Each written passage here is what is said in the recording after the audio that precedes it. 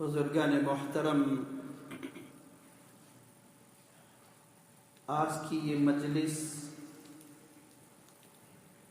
جہاں پر ایک طرف حافظ عمر فاروق کے حفظ کی تکمیل کے اعزاز میں منعقد ہو رہی ہے، وہیں پر یہ مجلس جناب مرحوم حضرت حافظ پٹیل صاحب رحمت اللہ علیہ کی یاد میں تعزیتی مجلس بھی ہے۔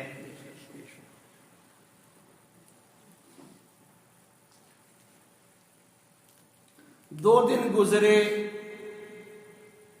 کہ اس امت پر ایک بہت بڑا حادثہ حضرت کے وصال سے آ پڑا، لیکن اس حادثے کا اندازہ وہی لگا سکتے ہیں جن کا تعلق دین سے ہے، جن کو دین کے ساتھ ہمدردی ہے، امت کے ساتھ خیر خواہی ہے، وہی حضرات اس حادثے کا اندازہ لگا سکتے ہیں، ورنہ جن کو دین سے تعلق اگر نہیں تو وہ تھے کون، اور کون تھے اور کون گئے، کون تھے اور کون گئے۔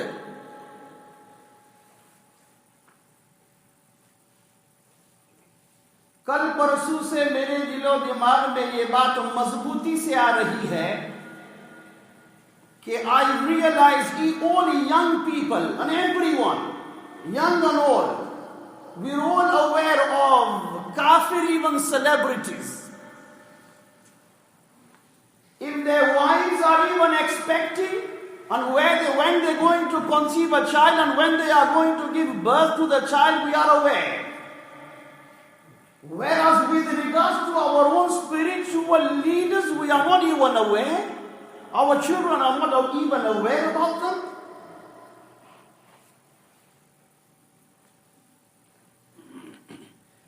اس لیے میں سمجھ رہا ہوں کہ ان سیلیبریٹیز، ہمارے جو سیلیبریٹیز ہیں، ان کا تذکرہ، ان کی داستان حیات نوجوانوں تک پہنچانا، اس کا تذکرہ اور چرچا، ان کے کارنامے، ان کی کاوشیں، ان کی کوششیں اور مسائل، اس کا ذکر ہونا ضروری ہے تاکہ اہمیت پیدا ہو ہمارے اکابرین سے، اور ان کا تعلق اور کنیکشن جڑے۔ Tell me which person will not know Messi, Ronaldo, Ibrahimovic? You want to know other Ibrahims, you'll say which Ibrahim, but you'll know this Ibrahimovic. And we seem to know their entire lives and their entire biography. Yet someone, a spiritual leader of such a high esteem, would pass away before our very eyes, whose khidmat and services are before our eyes for our own selves. Yet they have to be regarded, they have to be disregarded, and they have to go unnoticed.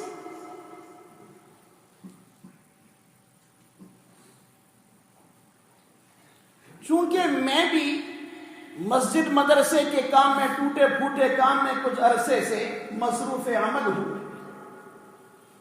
تو حضرت جناب حافظ صاحب رحمت اللہ علیہ کے حادثے پر جو باتیں میرے ذہن میں آئی ہیں، میں چاہتا ہوں اس کا چرچا اور ان چیزوں کو آپ حضرات کے سامنے میں شیئر کروں۔ میرے ذہن میں کیا باتیں آئی؟ ویسے تو بہت سی باتیں ہو چکی ہیں، بہت سی باتیں کہی جا چکی ہیں، بہت سی باتیں سنی جا چکی ہیں۔ میرے ذہن میں کچھ باتیں آئی ہیں جو میری لائن کی نسبت سے ہو اور وہ کیا اہمیت رکھتی ہے، اس کا تذکرہ میں کرنا چاہوں گا، اور خوشی اور جذبے سے کرنا چاہوں گا، ایک قدر اور عزت کی نظر سے کرنا چاہوں گا۔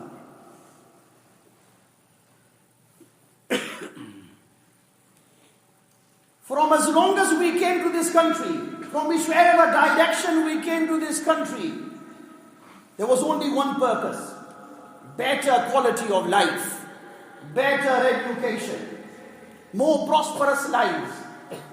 Of course, some people have good, honorable reasons. Yes, we want to look after and maintain the poor families back home and so forth. But overall, it was all about dunya. جو بھی آیا وہ اسی مقصد سے آیا. کوئی آسودہ زندگی نصیب ہو, فراوانی ہو زندگی میں, غربت دور ہو, کوئی پڑھائی ایجوکیشن ہو جائے. اسی نیت سے جو کوئی آیا وہ اسی نیت سے آیا. حضرت حافظ صاحب رحمت اللہ علیہ بھی تشریف لائے, لیکن یہاں آنے کے بعد جو کوئی بھی یہاں اڑ کر دنیا بنانے کے لیے آیا تھا, اگر کوئی مرد مجاہد ایسا یہاں آ جائے اور اس میدان میں اس نیت سے اگر قدم رکھے کہ دنیا تو اگر آگ میں جائے, مجھے تو یہاں دین بنانا ہے اپنے لیے اور آنے والوں کے لیے, آپ اندازہ لگائیں اس وقت یہ عزم کتنا بڑا عزم ہوگا. کشمکش کا عالم ہے, ہر ایک کو اپنی دنیا کی پڑی ہے. ارے 300-400 پاؤنڈ کا ٹکٹ خرچ کر کے آئے ہیں, پہلے تو وہی قرضہ چکانا ہے. رہیں گے کہاں, پیسے اکٹھا کریں گے کہاں, کھانا پینا کہاں, سونا اٹھنا بیٹھنا کہاں. وہاں اس دور کے اندر can you imagine 1960s, who would care about where the masjids are, where namazis are, what's happening in this country? Everybody just had one purpose in their minds: how to enjoy a more prosperous life. ایسے حالات میں, ایسے تنگ حالات میں, جہاں انگریزی زبان کا ایک لفظ بھی اگر زبان پہ نہ آتا ہو, ایسے عالم میں اور ایسے حالات میں اگر کوئی آدمی ایمان کا جھنڈا لے کر اس وقت کی کٹھن سردی اور برفانی موسم کے اندر اگر جھنڈا لے کر کھڑا ہو جائے کہ مجھے تو لوگوں کو نماز کے لیے بلانا ہے, مسجدیں آباد کرنی ہے, مدرسے بنانے ہیں, تو آپ کیا ایسے شخص کو داد نہیں دو گے؟ آج اگر کوئی آدمی اس کام کے لیے میری طرح کوئی اگر کھڑا ہو جاتا ہے مسجد مدرسے کے کام کے لیے, تو اتنے بڑے کوئی کمال کی بات نہیں ہے, کوئی بڑے کمال کی بات نہیں ہے. لیکن اگر 1960 کے اندر جبکہ وہاں کوئی اپنا شلوار قمیص پہننا معیوب سمجھا جاتا ہو اور شرمندگی ہر ایک آدمی محسوس کرتا ہو, داڑھی رکھنا معیوب سمجھتا ہو, تو ایسے حالات میں خود کو نماز بنانا ہی یہ کتنا بڑا مرحلہ تھا. خود کو نمازی بنانا, خود کو نمازی بنانا کتنا بڑا مرحلہ تھا. ایسے وقت میں در بدر ٹھوکریں کھا کر ایک ایک دروازے پر دستک دے دے کر نماز کی اذان دینا, نماز کی منادی دینا, مسجدوں کی فکر کرنا, جبکہ نہ جمعے کا ٹھکانہ. ارے جمعے کی تو بہت دور کی بات, خود کا غسل کرنا ہو تو پبلک بات میں بس سے لے کر جانا پڑتا تھا. بس میں جا رہے ہیں لوگ, you go in a bus to have a shower. Where are you going in the bus? To have a bath. Oh my Allah. Where are you going? The public bath to have a shower. Can you imagine the sort of lives?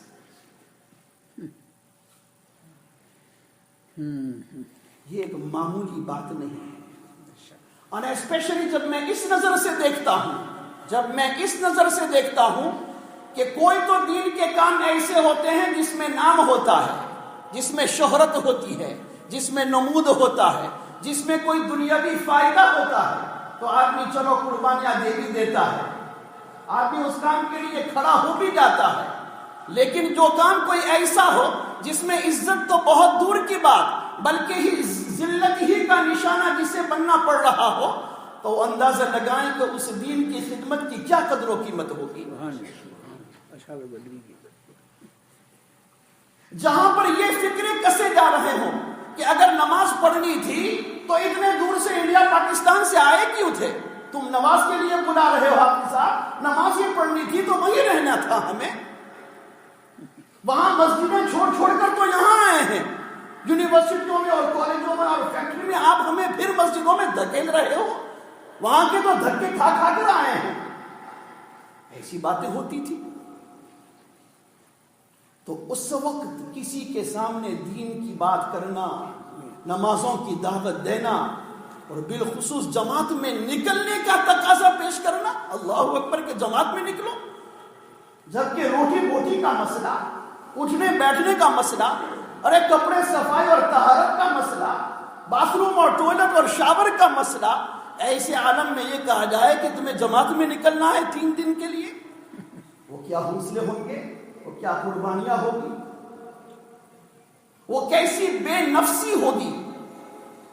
آج اگر مجھے کہہ دیا جائے کہ جو کہیں کہیں ذلت ہے کسی کام کے اندر، تم نے وہ کام کرنا ہے، مثلا چندے کا کام کرنا ہے، کتنا بوجھ پڑتا ہے، کتنا بوجھ پڑتا ہے اگر چندے کا کام کرنا پڑتا ہو، اس لیے کہ نفس کے اوپر ایک زد پڑتی ہے۔ تو اسی طریقے پر اور بھی ایسی جو کام جہاں آدمی ذلت کا نشانہ بنتا ہو، تو وہ ہر کسی کو وہ کام مشکل لگتا ہے، لیکن ان کے حوصلوں کا کیا کہنا جو میری سمجھ سے بالا تر ہے کہ یہ کوئی ایسا ہی ولی تھا کہ جس کو اللہ تعالیٰ نے ہینڈ پک کیا تھا۔ اس وقت کے لیے اللہ تعالیٰ نے اپنی مبارک انگلیوں سے اللہ نے چنا تھا کہ 1965 سے 60 سے لے کر اگر اس دین کی بنیاد اس ملک میں رکھنی ہے تو میں حافظ احمد محمد پٹیل کو چنتا ہوں۔ سبحان اللہ۔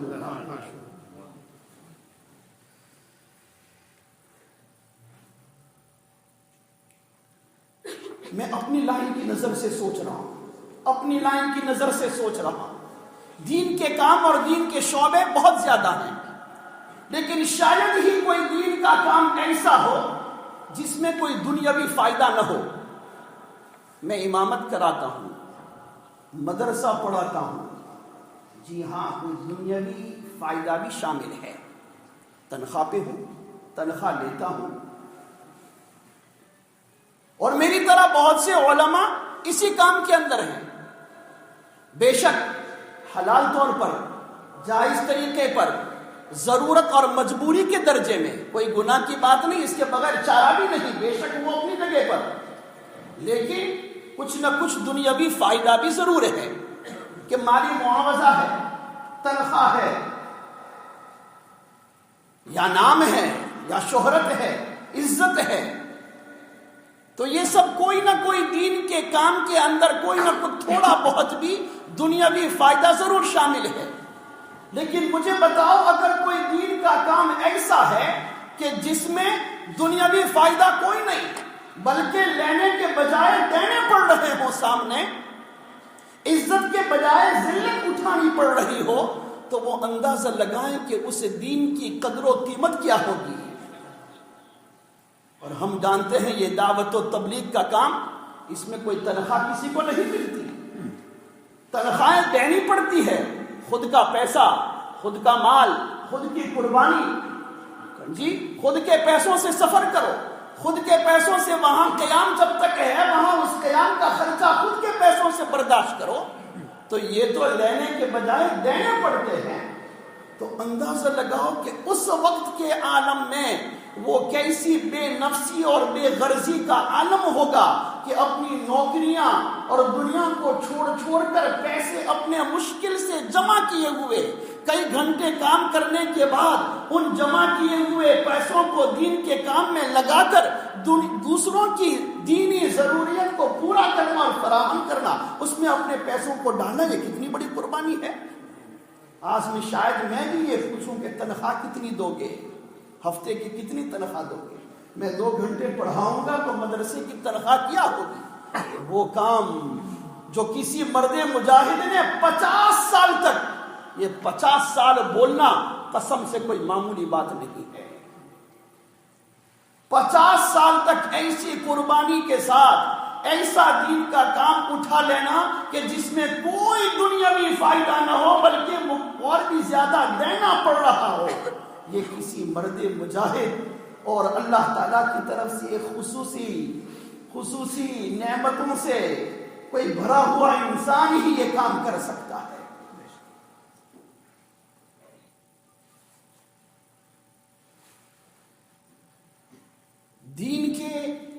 کام اور شعبجات بہت زیادہ ہیں. تصوف بہت بڑا دین کا شعبہ، درس و تدریس دین کا بہت بڑا شعبہ، مختلف دین کے بڑے بڑے شعبے ہیں اور بڑے بڑے کام ہیں. لیکن میں اور آپ اچھی طرح جانتے ہیں کہ ایک جہاد کا عمل اور ایک دعوت و تبلیغ کا عمل ایسا ہے کہ جس میں سب سے زیادہ مجاہدہ شامل ہے. جہاد جان کی بازی لگانی پڑتی ہے، جان سے کھیلنا پڑتا ہے. ایک ہاتھ میں کفن لو تو دوسرے ہاتھ میں تلوار لو، تب جا کر یہ کام بنتا ہے. دعوت و تبلیغ کا کام، ایک ہاتھ میں فضائل اعمال لو تو دوسرے ہاتھ میں تم اپنا بستر لو اور ٹفن لو. قربانی بہت بڑی درکار ہے. دین کے بہت دوسرے کام ہیں، لیکن شاید جتنے کٹھن یہ کام ہیں اتنے دوسرے دین کے کام اتنے کٹھن نہیں ہے.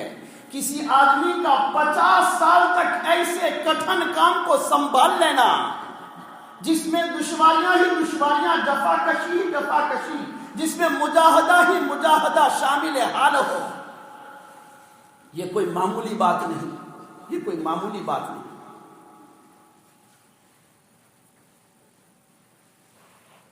اور ایک بات بتاؤں،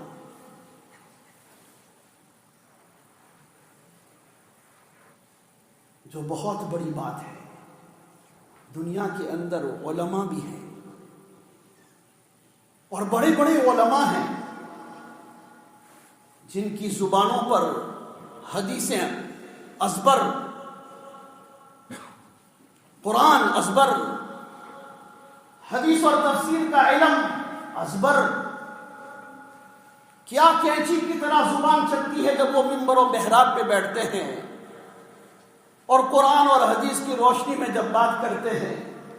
تو دنیا میں بڑے بڑے علماء بھی بہت ہیں، صلحاء اور نیک بزرگ بھی جا بجا دنیا کی مسجدوں کے کونے میں گوشہ نشین ایسے بزرگ بھی دنیا میں بہت ہیں. گمنام ہیں،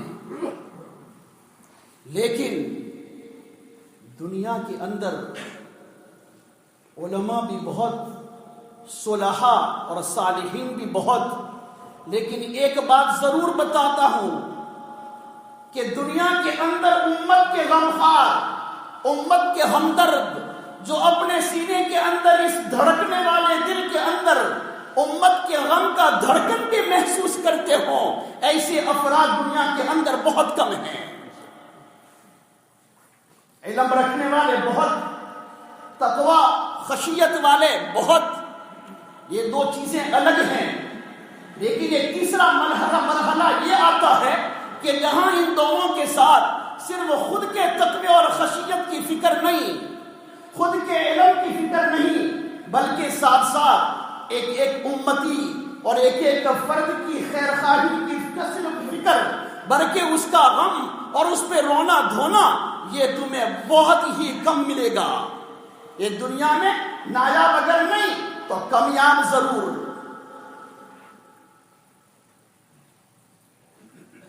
حضرت جناب حافظ صاحب رحمت اللہ علیہ ان شخصیتوں میں شامل ہیں جن کے سینے میں امت کا غم اور درد، راتوں کو تہجد میں گڑ گڑانا اور اللہ تعالیٰ کے سامنے آوازاری کرنا، ہاتھ جوڑ کر امت کی بہبودی اور خیرخواہی کی بھیک مانگنا، رات کے وقت تہجد کے اندر یہ کام، اور وہی مرد مجاہد دوسرے دن صبح در بدر سڑک پر سڑک گشت کرتا کرتا ایک ایک کے دروازے پر دستک دیتا ہوا بھی نظر آتا ہو، تب پتہ چلتا ہے کہ حق کس کے دل میں حقیقی معنی میں امت کا غم اور درد ہے. اور یہ نقشہ مجھے حضور صلی اللہ علیہ وسلم کی زندگی کا نقشہ میرے ذہن میں آتا ہے کہ قرآن پاک کہتا ہے یا ایھا المزمل قم اللیل الا قلیلا نصفہ او انقص منہ قلیلا او زد علیہ ورتل القرآن ترتیلا.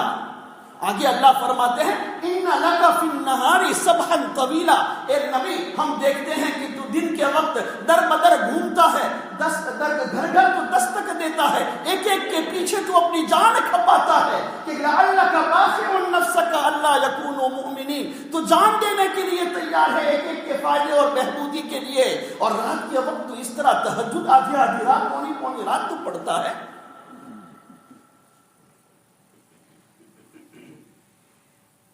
اور ساتھ ساتھ ایک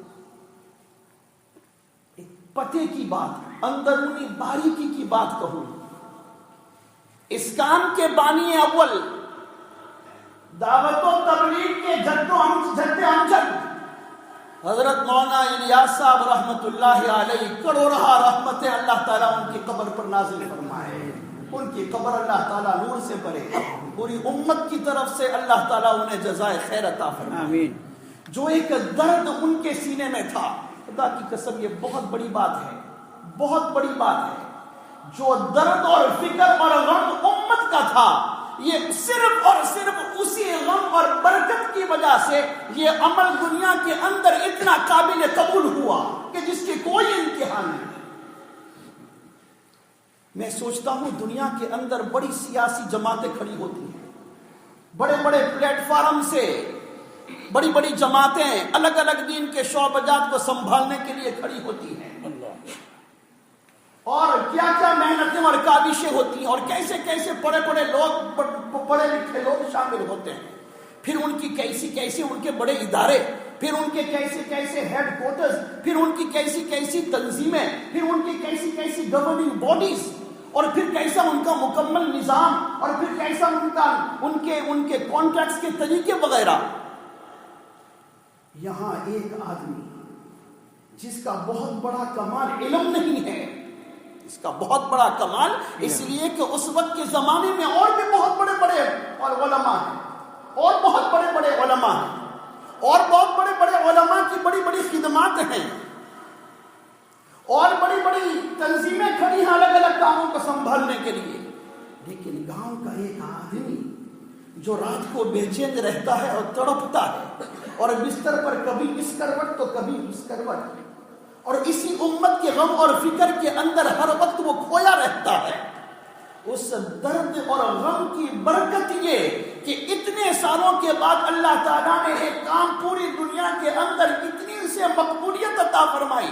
میرے علم میں کوئی کام ایسا نہیں ہے جس میں عرب بھی، عجم بھی، مغرب کے لوگ بھی، اور یہاں ویسٹرن لوگ بھی، انگریز بھی، سفید کالے ہر قسم کے لوگ کسی بھی زمانے کے اندر، کسی بھی تحریک کے اندر، پوری اسلام کی تاریخ 1400 سال کی شاہد ہے، شاید ہی کوئی کام اتنا پھیلا ہو اور اتنا انکلوسیو ہو جس نے عرب، عجم، کالے، پیلے، گورے ہر ایک کو شامل کیا ہو۔ ہم مولویوں کو بھی اگر زکریا مسجد میں اگر آنا ہو نا، اور کچھ اگر اعلان کرنا ہو، زکریا تو بہت بڑی مسجد ہے، اگر کسی مسجد میں اگر ہمیں اعلان بھی اگر کرنا ہو نا تو ہم نہیں کر سکتے ہیں مولانا، کہیں نہیں کر سکتے، کہیں نہیں، ہمیں پہلے کمیٹی سے اجازت لو۔ ایک بڑے سے بڑا عالم چندے کے لیے بھی آ جائے تو وہ مسجد کے اندر ایک رات، بہت سی مسجدوں میں وہ ٹھہر بھی نہیں سکتا، پتا ہے نا، وہ ٹھہر بھی نہیں سکتا، عام مسجد کا قانون ہے، چندہ کرو اور حضرت مولانا بس اتنا ہی۔ قیام کی بھی اجازت نہیں۔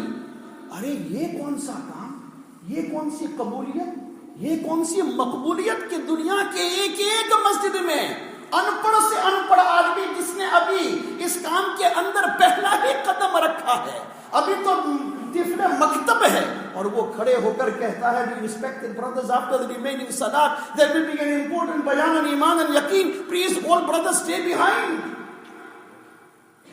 کیا اللہ نے مقبولیت عطا فرمائی اس کام کو؟ یہ کیا بات ہے کہ چھوٹی سے چھوٹی جماعت، جاہلوں کی جماعت ہو، ان پڑھوں کی جماعت ہو، جب وہ اور اپنا بسترا لے کر جب اللہ کرتے کرتے تیسرا کلمہ پڑھتے کسی مسجد میں شامل ہو جاتی ہے تو کوئی کمیٹی سے بڑے سے بڑا آدمی، مسجد کا بڑے سے بڑا عہدہ رکھنے والا اور اتھارٹی رکھنے والا بھی اس جماعت کو روک نہیں سکتا کہ تم اس مسجد میں یہاں قیام نہیں کر سکتے۔ کیا بات ہے؟ وہ کون سی یہ نیٹ ورک ہے؟ کس نے ہر مسجد کو یہ بتایا جو اپنے خیال کی مسجد ہے؟ اپنے مکتبہ فکر کی دنیا بھر کی وہ مکتبہ، یہ کب بات پھیلی؟ یہ کس نے سب کو سمجھایا؟ کس نے سب کا یہ ذہن بنایا؟ کس نے اتنی مقبولیت عطا فرمائی؟ اس کے پیچھے کون سی کونسل چلتی ہے؟ کون سی گورننگ باڈی ہے؟ کیا کچھ بھی نہیں، کچھ بھی نہیں. اور یہ اتنے سالوں سے اس طرح تسلسل کے ساتھ، کامیابی کے ساتھ، آفت اور بلاؤں اور شر سے حفاظت کے ساتھ اس کا چلنا، وہ اس ایک گاؤں والے آدمی حضرت مولانا الیاس صاحب رحمۃ اللہ علیہ کے غم اور درد کا یہ نتیجہ تھا. چونکہ بانی تبلیغ اور جد اسلام کے جد امجد کی یہ حالت تھی، تو اس کے اثرات تو دوسرے اس کے وزیروں میں تو آنے ہی تھے. اس کے اثرات تو وہ آنے ہی تھے. تو وہی اثرات حضرت جناب حافظ پٹیل صاحب کے غم اور کے دل میں بھی وہی غم، وہی درد، اس لیے کہ یہ وہی روحانی ان کی اولاد، تو وہ اثرات تو آنے تھے. تو وہ اثرات آئے. تو اس غم کی وجہ سے اللہ تعالیٰ نے اس ملک کے اندر بھی یہ کامیابی عطا فرمائی. تو بتانا میں یہ چاہ رہا تھا، میں بتا یہ رہا تھا کہ علماء بھی ہے، صلحاء بھی ہے، لیکن امت کے غمخوار، امت کے خیرخواہان امت دنیا کے اندر آج بہت کم ہیں جو امت کا غم لے کر کام کرتے ہوں، امت کا غم اور درد لے کر کام کرتے ہوں. خدا کی قسم علماء کی بڑی جماعت یہاں موجود ہے. یہ بات جو ہے یقینی ہے اور یہ بات بالکل برحق ہے.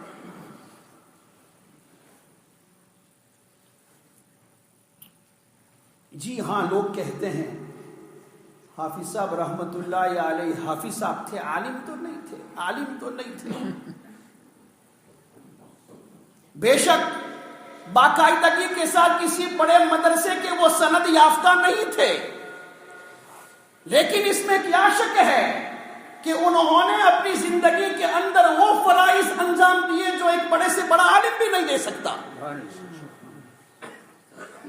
میرے آپ کے نزدیک، کسی ادارے اور دارالعلوم کے نزدیک، کسی تنظیم کے نزدیک وہ باقاعدہ عالم نہ کہلائے جائیں، لیکن مجھے یقین ہے اور اس میں کیا شک ہے کہ اللہ تعالیٰ کی نگاہ میں چونکہ فرائض علماء کی انہوں نے انجام دیے، کار نبوت کا بار انہوں نے اٹھایا، نبوت کے کام انہوں نے کر دکھائے، ایسا ہی آدمی ایک عالم کہنے کے لائق ہوتا ہے، چاہے دنیا اسے عالم سے تعبیر نہ کرے.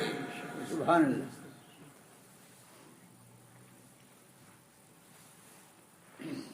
اگر کوئی عالم بھی ہے لیکن نہ عمل ہے، نہ دوسروں تک کوئی فائدہ وہ پہنچا سکتا ہے، تو وہ بڑی سے بڑی سند لیتا پھرے، وہ بڑی سے بڑی سند لیتا پھرے، قبر میں بھی لے جائے، اس کی کوئی قیمت نہیں. لیکن اگر کوئی حافظ صاحب کی طرح ہوا، چاہے وہ سند نہیں ہے لیکن نبوت کا کام وہ کر رہا ہے. اور صحیح معنی میں ایسے ہی علماء اور ایسے ہی افراد امت کی خدمت کرنے والے، یہ انبیاء کے وارث، حقیقی معنی میں وارث کہلاتے ہیں.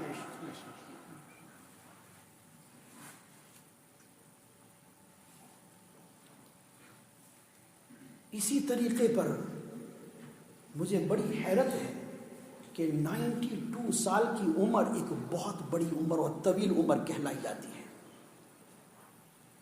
کوئی بھی اچھا بڑا آدمی ہو، بڑے سے بڑا آدمی ہو، اس کی پوری زندگی کے اندر کوئی نہ کوئی داغ تمہیں ایسے ضرور نظر آئیں گے. شاید ہی کوئی آدمی بڑے سے بڑا، چھوٹے سے چھوٹا کوئی آدمی ایسا ہوگا جس کی چھوٹی یا بڑی زندگی بے داغ اور بے لوث ہو. 92 سال کی عمر، 50 سال اتنے بڑے کام کو لے کر اٹھانا اور سنبھالنا، کبھی اور ہم ان کے درمیان اتنا کچھ رہے ہیں، جبکہ ہمیں ہر ایک چھوٹے بڑے مولوی کی ایک ایک بات کا پتہ، ان کی کمزوریوں کا پتہ. آج تک میں نے اور آپ نے یہ کوئی غلط اور بری بات سنی کہ حافظ پٹیل صاحب نے یہ غلط کام کیا. اللہ اکبر. کیسی بے لوث زندگی، کیسی بے داغ زندگی. یہ ایک بہت بڑی بات ہے، یہ ایک بہت بڑی بات ہے.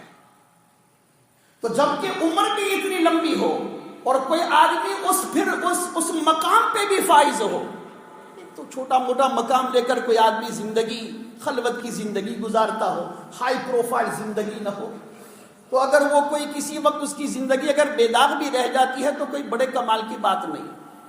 لیکن اگر یہ ہے کہ if you are in the limelight، high profile زندگی ہو اور وہ بھی اتنی طویل زندگی ہو، اور تمہارا لوگوں کے ساتھ اتنا رہن سہن جو شاید ہی اس ملک میں کسی کا عوام کے ساتھ اور علماء کے ساتھ اتنا ربط ہو، پھر بھی زندگی کا بے لوث اور بے داغ ہونا یہ بہت بڑے کمال کی بات ہے.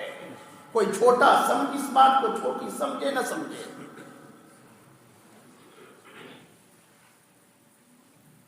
دوسرے حضرت کمال کی بات جو میرے ذہن میں آتی ہے، جماعتیں بہت زیادہ ہیں، جہاد کی بھی جماعتیں ہیں، درس و تبلیغ اور دارالعلوم اور مدرسوں کی بھی جماعتیں ہیں، تبلیغ کی بھی جماعتیں ہیں، تصوف کی جماعتیں ہیں، لیکن ہر میدان میں تمہیں کوئی ایسے ہٹ دھرم، انتہا پسند، ایکسٹریمسٹ مائنڈڈ لوگ تمہیں نظر آئیں گے جس کسی میدان میں.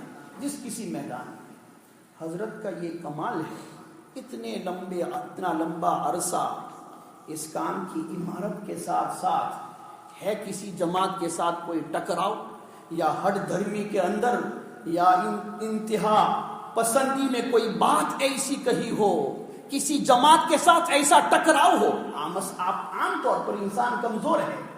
ایک کام کا اگر کسی کو جوش ہو اور جذبہ ہو تو اس میں عموماً ہوش کا سنبھالنا مشکل ہوا کرتا ہے، تو اس میں آدمی کبھی نہ کہیں افراط و تفریط کا شکار ضرور ہو جایا کرتا ہے. لیکن مجھے تعجب ہے کہ ایسے اعتدال کے ساتھ ایسے کام کو سنبھالنا جس میں دوسری جماعت کے ساتھ کوئی ٹکراؤ نہ ہو، یہ بڑی کمال کی بات ہے. ورنہ کسی بھی میدان کے اندر اعتدال سے کام کرنا یہ ہر ایک کا کھیل نہیں ہے، یہ بہت بڑے لوگوں کا کھیل.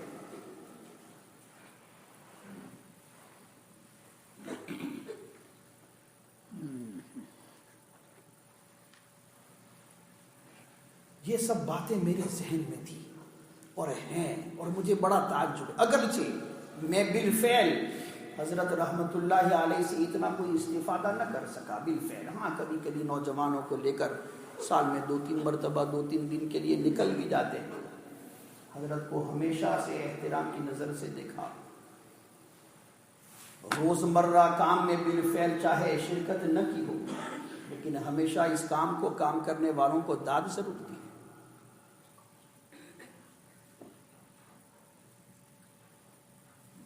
اس اعتبار سے جب میں دیکھتا ہوں تو میں کہتا ہوں کہ دیکھو، if you talk about Messi, if you talk about Ronaldo, do you know what they're getting? Name and fame. You can imagine they've got a follow of millions in the world. مدینہ میں تم چلے جاؤ، حرم شریف میں چلے جاؤ تو children and men have got tops on that says Messi, Ronaldo.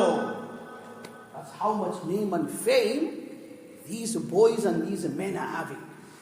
Even our Muslim brothers, whilst in Haram Sharif in Medina, they'll have these tops on with Ronaldo's name. That's how much name they enjoy, not from their own people, from ourselves, from the outsiders. So their following goes in millions around the world. Along with name and fame, what are they getting and gaining? Millions of pounds. The other day I was just checking what sort of salaries they're on, these guys. You know how much Ronaldo is short? On annual basis, along with his normal official salary or his advertisement and sponsorships, Ronaldo earns more than 1.5 million a week. 1.5 million a week. اور یہ Ibrahimovic اور اسی طریقے پر Messi اور یہ سب اسی league میں آتے ہیں. And what do they do for people? Nothing. What do they do for people? It's all about taking and receiving. They're always on the receiving end, name, fame, money and everything. Anything given in return on the giving end? Not at all. What about these akabirins اور ایسے محسن امت جہاں صرف مقصد دینا ہی دینا ہو لینا کچھ نہ ہو تو کیا ایسوں کو نہیں داد دینی چاہیے؟ بے شک۔ اس لیے میں کہتا ہوں وہ برکتوں کے پتلے تھے، وہ رحمتوں کے بادل تھے، اور یہ مبالغہ نہیں، ایسی ہی شخصیتیں امت کے لیے اللہ تعالیٰ کے قہر و غضب سے حفاظت کا ایک قلعہ ہوتے ہیں۔ اللہ کے قہر و غضب سے حفاظت کا ایک قلعہ ہوتے ہیں، اور جب یہ قلعہ اگر گر جائے،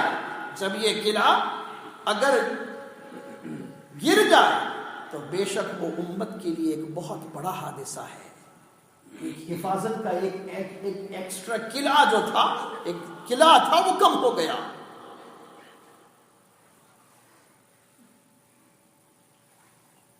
دعا ہے اللہ تعالی حضرت مرحوم کی قبر پر کروڑہا رحمتیں نازل فرمائے، آمین۔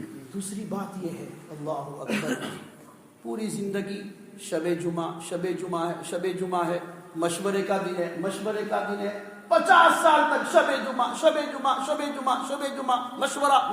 مشورہ۔ بالآخر جب موت آنی تھی تو وہ شب جمعہ تھی، لیکن آج کی شب جمعہ جو ہے وہ فرشتوں کے ساتھ شب جمعہ مناتے دنیا سے چلے گئے۔ سبحان اللہ، سبحان اللہ، سبحان اللہ۔ تعجب نہیں ہوتا کہ کیسے اللہ کام کرتے ہیں، اللہ کی حکمتیں کیسے کام کرتی ہے۔ تو 50 سال تک ایک آدمی نے شب جمعہ کا نعرہ لگایا تو اللہ تعالیٰ اس کا صلہ کیا دیتے ہیں کہ شب جمعہ میں مرکز میں ہزاروں کا ہجوم لگ جاتا تھا۔ آج موت کا وقت ہے، لیکن آج لوگوں کا ہجوم نہیں لگ سکتا۔ تو آج وہ دن ہے کہ اکثروا علی صلاۃ فانہ یوم مشہود تشہدہ الملائکہ، کہ جمعہ کا دن اور رات یہ ملائکہ کا نزول کا دن ہوتا ہے۔ جمعے کی رات کو اور جمعے کے دن ملائکہ کا نزول ہوتا ہے۔ تو ایسی رات جس میں ملائکہ کا جھمگھٹا ہے، قطار در قطار فرشتوں کی جماعت آ رہی ہے، تو انہیں کے ساتھ شب جمعہ مناتے دلہا بن کر چلے گئے۔ سبحان اللہ۔ بہت بڑی بات ہے، کیسے اللہ تعالیٰ وہ شب جمعہ کا صلہ دیتے ہیں۔